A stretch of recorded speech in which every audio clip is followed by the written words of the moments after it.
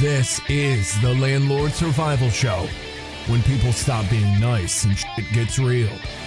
You're the landlord. We're here to help. This is a show for what the gurus don't tell you about owning rentals. We're here for you because we're stronger together. Brought to you by Empire Industries Property Management. Built for investors, by investors. Hey everyone, welcome to the Landlord Survival Show. I am your host, Steve Rozenberg, and I am the creator and co-founder of Empire Industries Property Management Company, and I'm also an investor. And just give you a little bit of background about myself. Created Empire Industries because basically I needed a property management company to manage my portfolio of properties.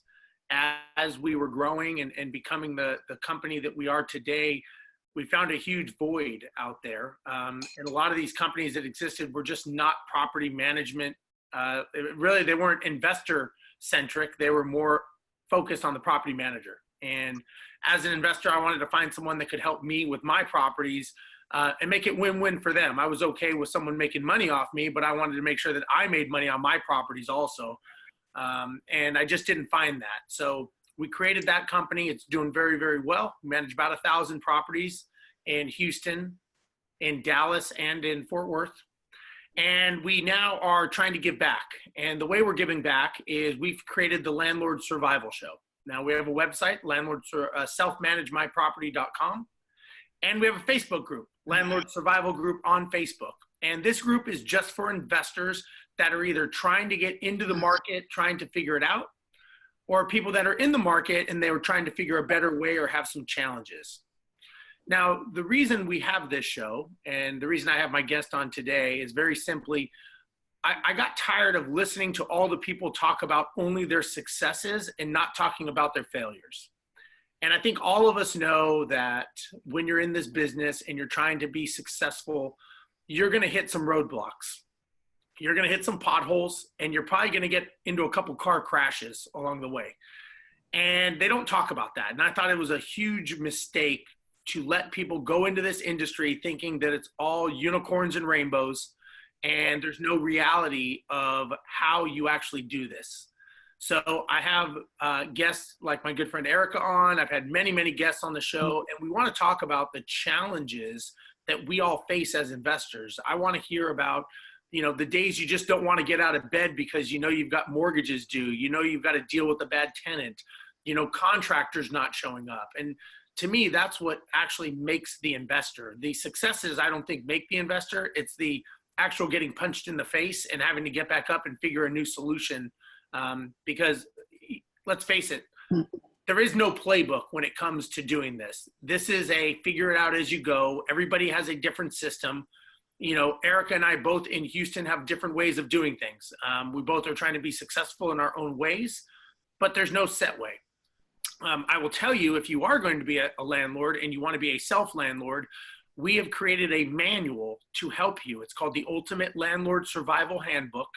It is on our website, selfmanagemyproperty.com, where you can buy it. And it is how we actually manage 1,000 properties legally and correctly. So you're not doing it by the seat of your pants. You're not doing it by guesswork. We're actually show you how we did it step by step in a reference guide to help you, the investor, become more successful. So without ado, I'd like to welcome my very good friend, Erika Basurto. Did I get that right? You got it right. Nice. Erika, thank you so much for being on the Landlord Survival Show. I really appreciate it. If you could just tell everyone a little bit about yourself, kind of who you are, what you've done, and we can kind of go from there. Well, thank you, Steve, for the invitation to be in your show. It's been some months waiting for it, and I'm finally here. Yep. Well, my name is Erika Basurto. I'm in this country since like 10 years ago, and I just started in real estate like 4 years ago. I started with investing. Like, I didn't even think about it because I had too many challenges, in my life, since the language. As you can see, English is my second language. Connections. I was a single mother. I was a woman, a Latina woman living an hour from the biggest city near to me, that it was Houston. I used to live in Cleveland, Texas. And I didn't have any kind of support. And I was making like $8 an hour in a retail store being a cashier. And when I first knew about this, I thought I didn't have any chance because of that many barriers I thought I had. One person asked me for help to translate a contract from a Hispanic family to him that he didn't speak Spanish. So I helped him. It was my first time seeing a contract and seeing a transaction. And when I saw that this guy bought the property in the auction for $26,000 and he was selling it for $89,000, I said, wow, I'm making like $16,000 a year. And he's making all this money in just like 6 months. That's crazy. So I said, I'm doing something wrong. And then, because I consider myself to be smart enough to do other things. It's just the situation had me in that place in that moment. Sure. But then eventually, this person helped me out. He told me, I think you can help me more. I started helping out. And then I took my first class, my wholesaling class, I remember. And I was like, wow, this is awesome. So I didn't have $500. I borrowed it from this guy. Take my first class. I took my wholesaling class. I learned some information, not all the information, just the good things. And I didn't know what it really took to be a wholesaler. And then I started, and then I paid another course that it was $6,000. And I didn't have the money. So I talked to the mentor and I said, can I pay you like week to week? And she was like, yeah, that's fine. So I was paying every week that $6,000 that I didn't really have, but I wanted to learn. I finally learned how it worked. My mentoring finished like 3 months later. And guess what? I didn't have any deal. I didn't make any money. And I was all frustrated. I was in debt. And I was in the same place that I was at the beginning. But then I met this guy that now he's my business partner. He's a realtor, Jose Luis Salazar. And he asked me for help. And I said, you know what? This is my chance. This is my opportunity. So I said, you know what? Yes, I'm going to help you. I'm going to help you with the contracts. And I'm going to help you to find information because I'm really good in the computer. And he said, okay, how much you want to make? And I was like, no, I don't want you to pay me anything. I don't want to be your employee. I want to be your business partner. And he said, well, how do you want to make money? So every time you have a closing, you're going to pay me some fee. And he's like, okay, that's fine. And that's why I started working for free. And then every time he had a closing with one of the transactions I helped out, I used to give me some money. Well, eventually I started making a little bit more money. And he told me, I have this much money. I need a property. And I said, you know what? I'm going to look for it. And I found 3 properties for him. He had $100,000 and I found 3 properties for him. He bought them, he fixed up and sold. So I said, oh, you know what? I'm really good for this. This is what I want to do. So eventually I started taking classes, attending all the networking events I could, like 3 a week or 4 a week. And looking on internet, and YouTube, reading books, trying to talk to investors still. It was really hard because nobody paid attention to me because I was the lady who didn't speak proper English, the lady that nobody knew, the lady that didn't have any deal, and the lady that didn't even know what wholesaling was because I was thinking wholesaling was finding a property on MLS. And wholesaling is much more than that. Sure. It is only one one marketing strategy. But I was kind of lost. And I tried to talk to some people and they didn't pay attention to me. As soon as they listened to me, how I used to talk, they were like, So it was kind of hard during the time. Well, I started seeing how big segment of people that nobody was paying attention. That was a Hispanic community in Houston. I started looking for classes in Spanish and nobody was teaching. only English, English, English. I say, why nobody's teaching? 46% of population in Houston is Hispanic, and 38% of people in Houston speak Spanish. Why nobody's teaching these people? So I said, you know what? I'm gonna learn more and I'm gonna teach. So this is what I do now.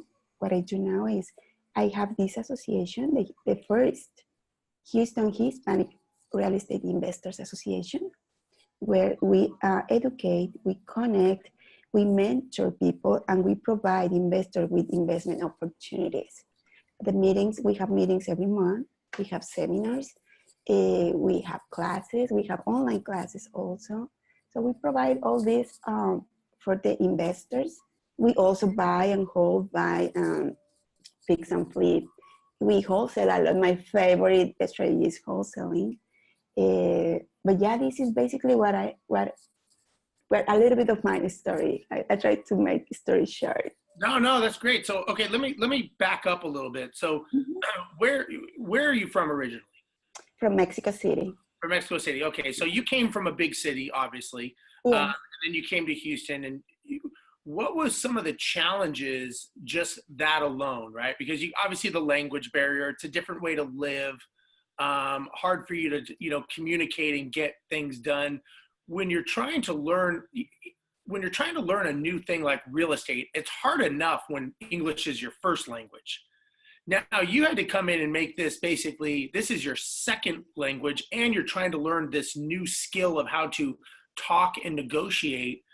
What were some of the challenges you had just learning that and trying to figure your first deal to negotiate that? Like just deal number one, that's what I want to hear. I didn't even take the calls because my first offers, I sent like, I think 200 offers on MLS. And what I used to do, I remember very clear. I was in panic when someone called me and I didn't understand. So I used to send only my email. I say, can you send me an email? Don't call me, please. And sometimes they call me. And I was like, oh my gosh, this is a realtor. And sometimes I took the call and I was like, hello. And they started talking. I didn't get it. I didn't know what it was saying. And then I was in my job. It was a retail store. But they say, it's like, they say groceries and food and everything. So I was with the person talking to me about, hey, Erika, I want some tacos, and I want this, and I want that. And I was in the store, okay, hold on a second. How many tacos? And I was like this. It was so hard. And then I was, okay, can I call you back? I'm a little bit busy. And I remember I used to call this guy, Jose Luis, my business partner, and I said, can you call back this person? Because she wants to tell me something, but I don't know what she wants. And then he used to help me like that. I couldn't communicate. Right. And then through this guy, he's like, oh, she said you sent an offer and this and this and that. And we're like, oh, okay, just tell her that. Or I used to text because I know how to write and read in English because I learned in Mexico at the school, but I didn't know how to speak it very well. Right. I didn't understand because I was just on the computer all the time in Mexico. I used to do logistics. Mm-hmm. And they said, you need to do a contract. And I went, don't worry, I do it. Just tell me how I do it. So I used to do trade contracts all the time. Trade contract, the 9 pages. I know how to do them very well. So I said, I want to do it. Just tell me how, and I do it. So I started doing it. I sent my offer. And it was like 11 at night when I sent this offer to this lady and said, this property is for $55,000. I'm gonna offer you $33,000. I can close, in as many days as you want. And the agent calls at 12:20. It was midnight, and I didn't respond. And then she sent me a text. I was like, oh my God, what she wants? Yeah. And she sent me a text and said, hey, Erika, this is blah, blah. If you are ready to close in 3 days, I can sell you the house for 33 because I had a buyer and he backed out. So the house is ready for you for 33. And I was like, oh, I don't have the money. I don't have anything. I was like, and I called this guy. I remember that. I know it was almost 1 a.m. And he didn't answer. And in the morning, like at 6 a.m, and he texts me back and say, what's going on? And I say, this and this and that and that and that. And he's like, okay, let's go see the property. And then he saw it and said, oh, I think it's a good deal. At the end, he bought it and sold it for $47,000. Okay. thousand. Yeah. So it was my very first deal. Nice. Yeah, and then I said, well, I didn't get obviously that money. I get some money because it was just a fee because I was finding the property. But then I like it. I said, The rush. oh, I can make, yeah, and the motion. And I said, I could do it. I could do it. And then eventually said, no, I had to learn more English. I had to involve more with people. I had to learn more. And then eventually my first 8 deals, I got them from MLS. So it was easier because I could send emails and text messages, and it was easier. And it was only with the realtor. I didn't talk with the homeowners. Which is good and bad. Yes. That's why I know that you can find opportunities in MLS, but you have to create them. They are not there. Yeah. You have to identify the potential. I used to make a lot of money getting expired listings and stuff on the MLS, so it works. You just have to have a system around it. So let me ask you this: now that you know as much as you know, right? You've been doing this a while. Now you're educated. You're an expert. You know all these people. You're training people. Do you think there's things that you did and you're like, man, if I knew that, I probably wouldn't have done it? Like sometimes, when you know too much, it hurts you. Like how am I going to get the money? If you would have actually thought that through, you would have thought logically, I shouldn't make this offer because I don't have the money. But it's funny, I noticed people that are successful, especially in the beginning, they're successful because they don't think. They just do it. And they figure, you know what, I'll figure it out down the road. I'm just going to make this happen. Did you find that with you too? Because you had that and you had the language. So you had 2 things you had to figure out.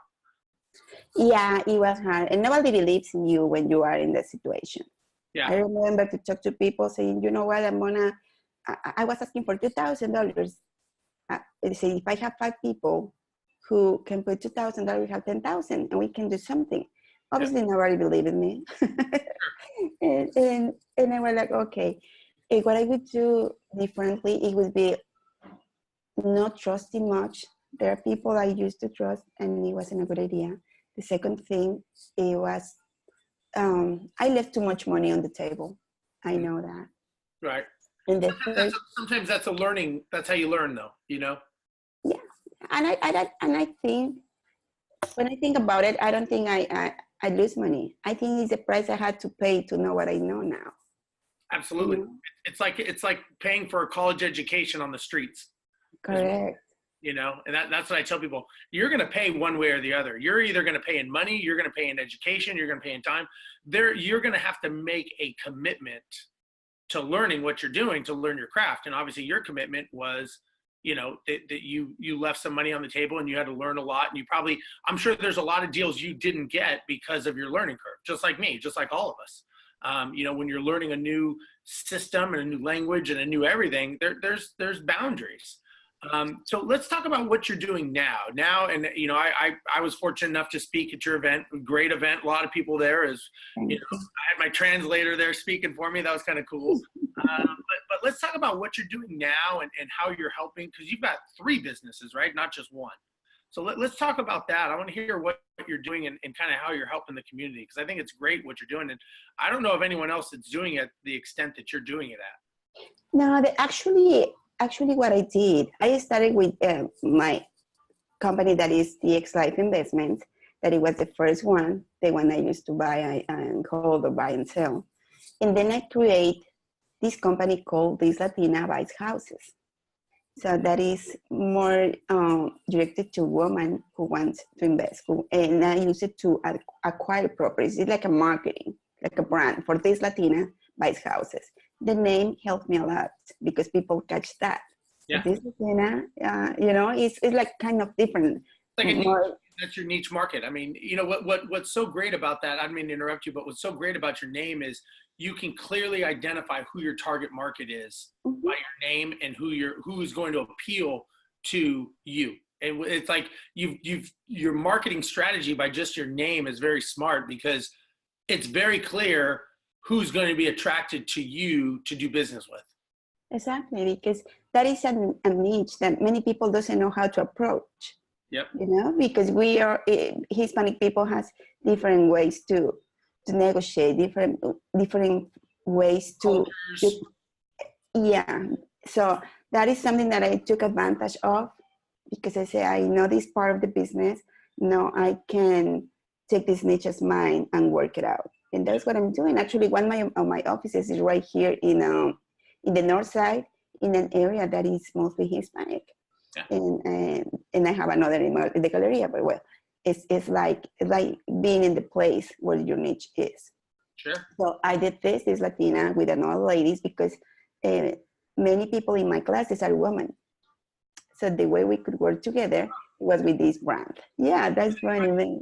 Curious, are they single moms, married moms, career? Like what's the demographic of the people that you're getting?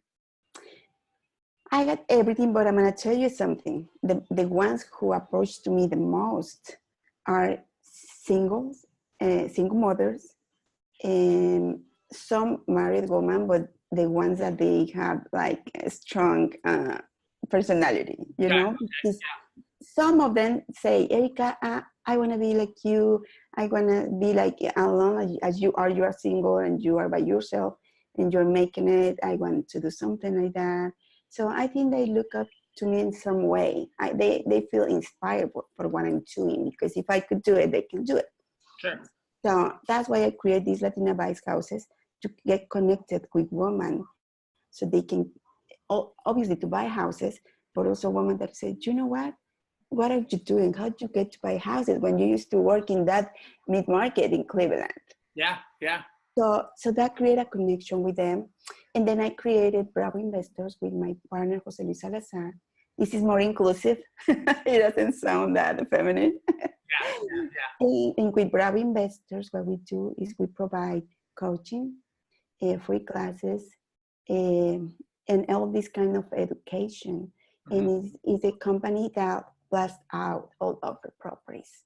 Okay. And the one we do the marketing with all the properties we have. Mm-hmm. And well, the Houston Hispanic REIA, as I said, was created to create this network of Hispanic investors, or all levels.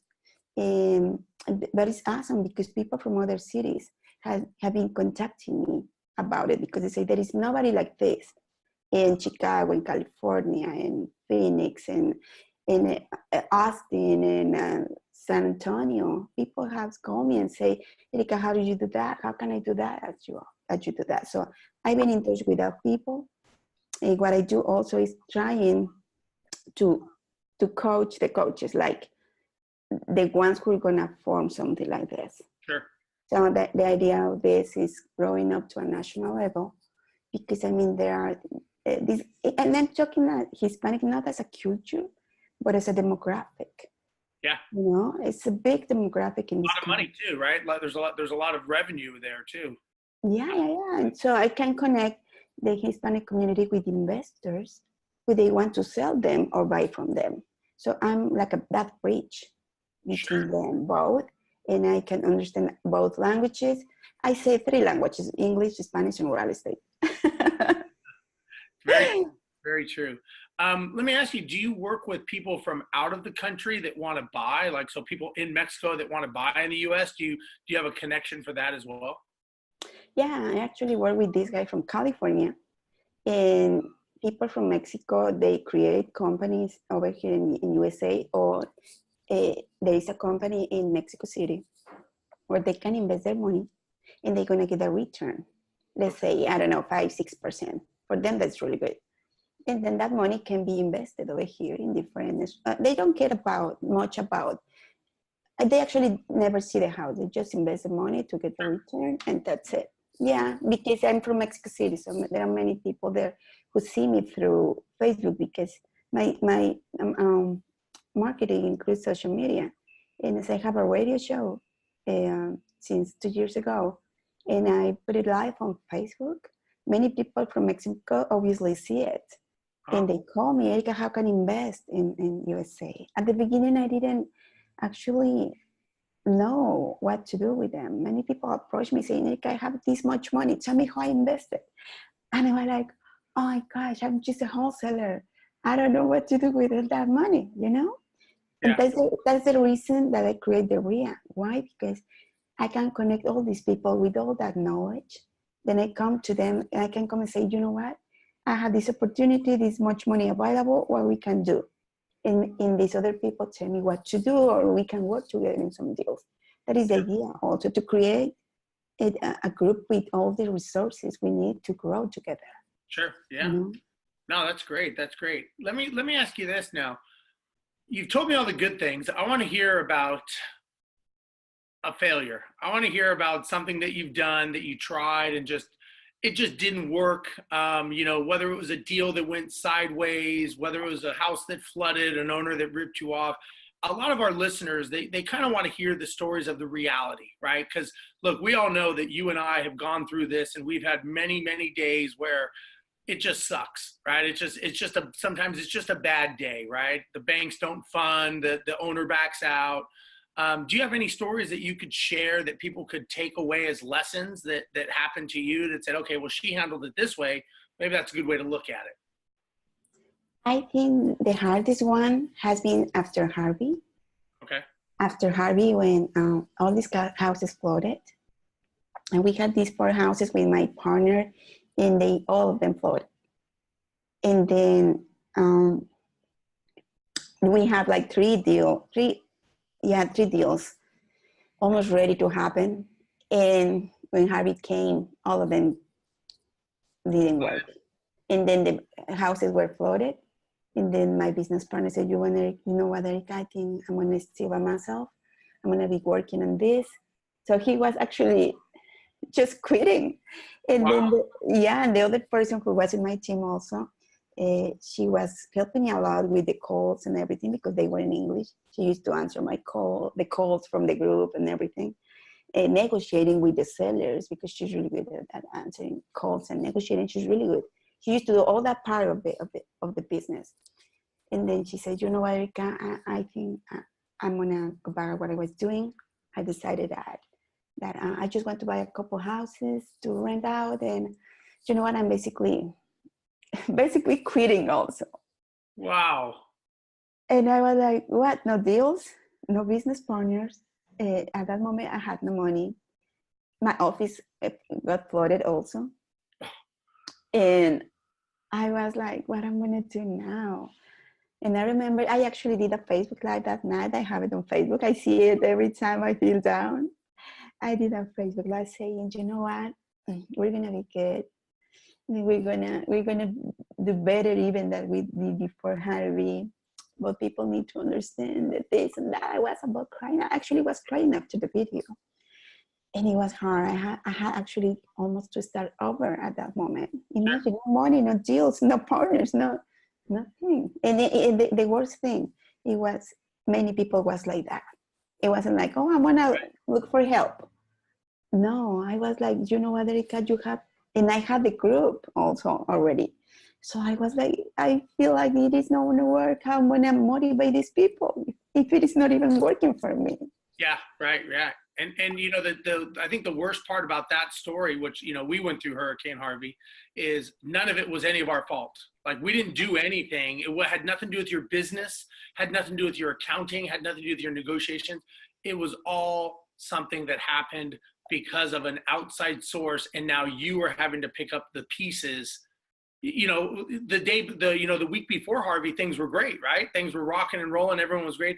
All of a sudden the storm rolls through, and now your life is turned upside down, and it had nothing to do with your business ability. Exactly. And in my case, it was, when it doesn't work for you is one thing, but when it doesn't work for you, and you had to make other people believe that it's gonna work, when it's just responsibility to influence other people, and sitting there on my radio show and telling people it's gonna be good, you know, and I was broke, you know, and I was like, it financially and emotionally, and I used to cry before the show because I was like, how can I tell them this if I don't even feel like that? Sure. But it was hard, and eventually it worked. And if we are talking about one one deal that maybe didn't work out, well, actually, I'm gonna tell you this. That is funny because let's say 95% of the deals we had, we closed in them. So one of them took us 4 months 4 months. You know why? Because this lady had a release of lien for $80,000. And then the boyfriend took it because he didn't want her to sell. And we had everything ready. And when she has a release of lien for $8,000, 80,000, she didn't find it. And then we were like, where is it? I don't know, my boyfriend, I think he took it. And then we looked for the boyfriend, and then he get into jail. Oh. So we couldn't contact him because he was in jail. Then she could contact him and say, no, I don't have it. And then he said, no, I destroy it. So we needed a release of lien for $80,000. Then they say, well, let's look up for the guy who signed it so he can do a new one. It was like 15 years ago that this guy had signed the release of lien. And we look up for the guy, and then we find the address and everything, and we got there. The guy passed away 5 years ago. Oh. And then we said, well, the wife. And then we talked to the wife, and the wife said, no, I'm not gonna sign anything. I don't wanna know anything because I didn't know about his business. So don't call me, don't contact me. I know nothing. Wow. And we were ready. We had under contract for 33, and we were selling it for 62. Ouch. ARV was 155. So it took us 4 months. Well, finally, we could get, after many people and paying some people to help us to get to the wife and do a new one. And then we recorded and everything, and we're ready to close. Oh yes, after 4 months. And then we got to get this lady, and she was totally lost. She used to do drugs. So she was all in drugs. And we're like, come on, Janeka, wake up. And she was like, no, I'm good. No, she was lost. So she couldn't close that day.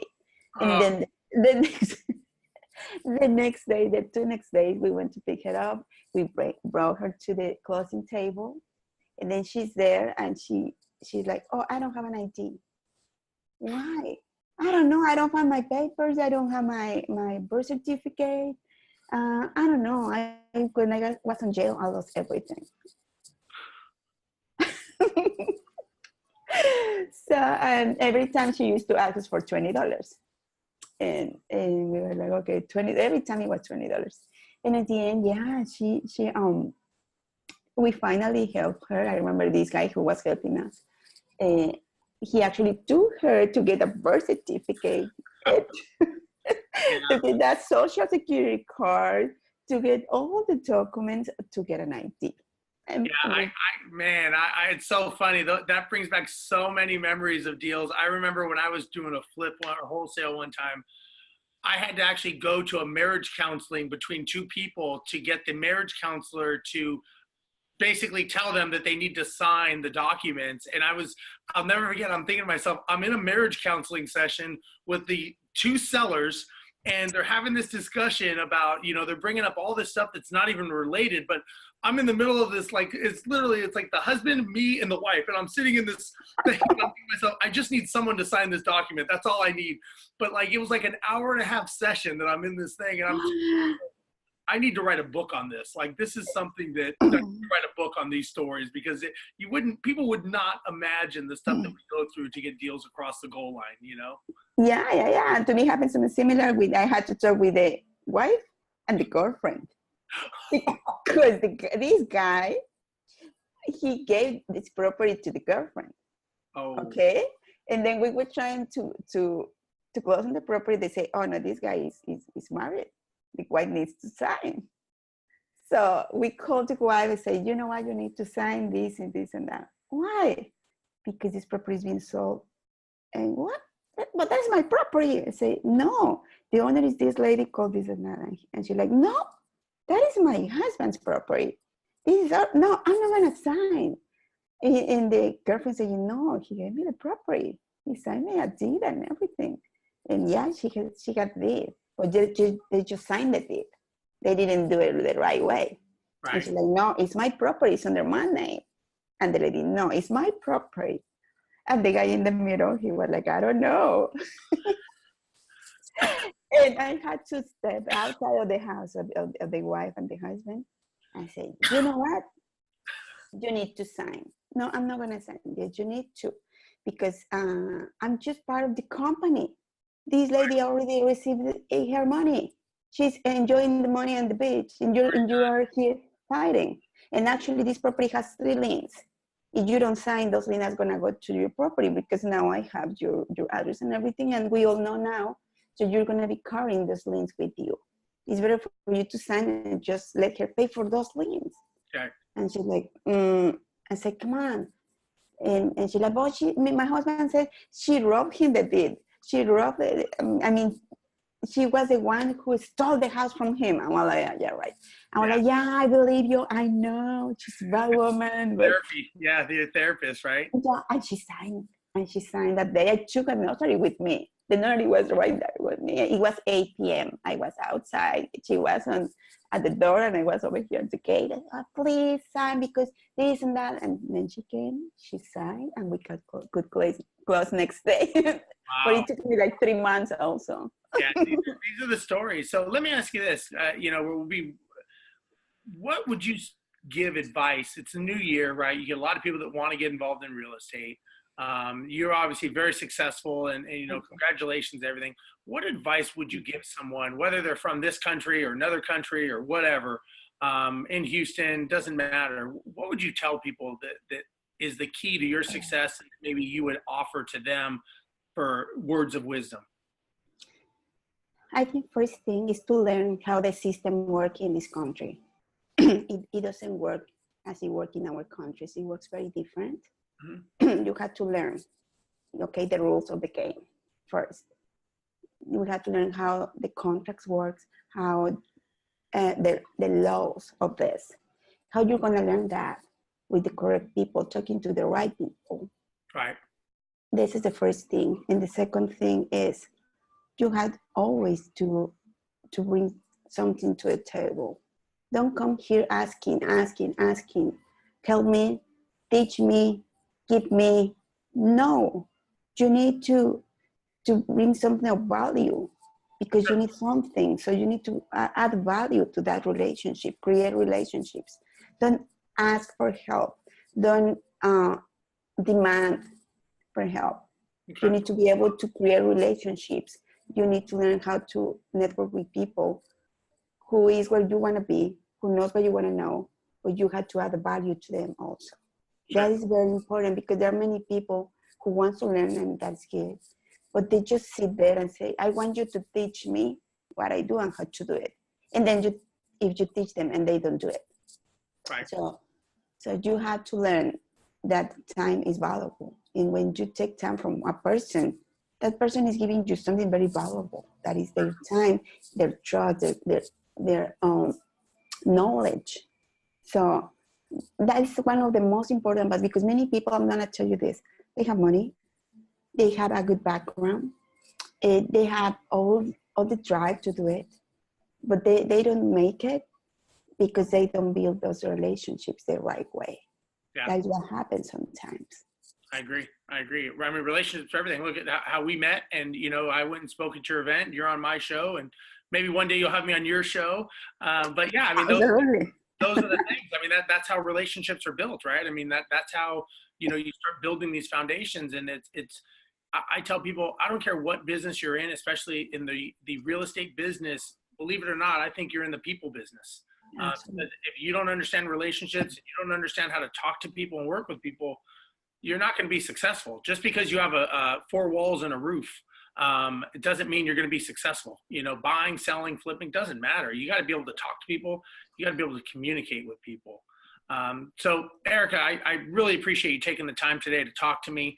If somebody wants to know more about you and your information and the Houston Hispanic REA, how would they get a hold of you and look you up? Yeah, I have my website with my name, erikabasurto.com. And I have, I'm very active. You may want to spell that, just I'm saying. Can you spell your last name for people so they can do it?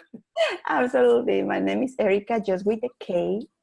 Okay, and Basurto, just spell it like B, as in baby. Asurto. com. There you go. And you can look up also for brow investors. I mean, I don't want to say all others because they're gonna get lost, but Erika Basurto hosts all the other websites. Right. And also, I have a meeting every third Tuesday of the month in the Chamber of Latino Entrepreneurs of Houston. And I have classes, seminars, and I have a radio show every other Wednesday in the 9:20 a.m. and from 2 to 3 p.m. And that is the way. I'm very active on social media. Yeah, they can find you on Facebook and Instagram. Yeah, and I have a YouTube channel also with all my radio shows. Oh, that's great. That's great. Well, Erika, thank you so much for being on the show today. I really appreciate it. And again, if somebody wants to get a hold of Erika, please reach out to her. She's a wealth of information. She has so much knowledge. And if you want, you can find this video on iTunes. Also, you can go to our website, selfmanagemyproperty.com, where we have the Ultimate Survival Handbook, as well as other documents and books that we sell and just free information to help investors. Again, we're all in this together. We're all trying to make this work. And, no one's doing it. No one's doing it by themselves, believe it or not. Everybody has a team behind them. And Erika will tell you, like I will, you only have 24 hours in the day, and you have to choose those hours wisely. And you have to make sure that you are being very selective with who you talk to, who you associate, what you think, because all of that happens. So I would just say that, make sure that when you're thinking of real estate and you're thinking of investing, you're realizing that it is a team sport, and you're thinking of who you want on your team and how you're going to spend your time with whom. And again, Erika is a great person to spend your time with. She owes me a taco lunch, or I owe her a taco lunch. I'm not sure. We're going to lunch. But anyways, Erika, again, thank you so much for your time today. I really appreciate it. And I look forward to seeing you again. No, thank you for the invite. Thank you for letting me share this information and for the nice conversation. And I wait for you over here in the north side for a taco run. That's right, taco run. All right, everyone. Until next time, we'll see you guys. Thanks for watching the Landlord Survival Show. Bye-bye. Thank you. All right, so that is... This has been the Landlord Survival Show. Join us next time for more of what the gurus don't tell you about owning rentals. And for even more, find us on Facebook. Brought to you by Empire Industries Property Management. Built for investors, by investors. For more information about this show, visit our website, selfmanagemyproperty.com, home of the Ultimate Landlord Survival Handbook.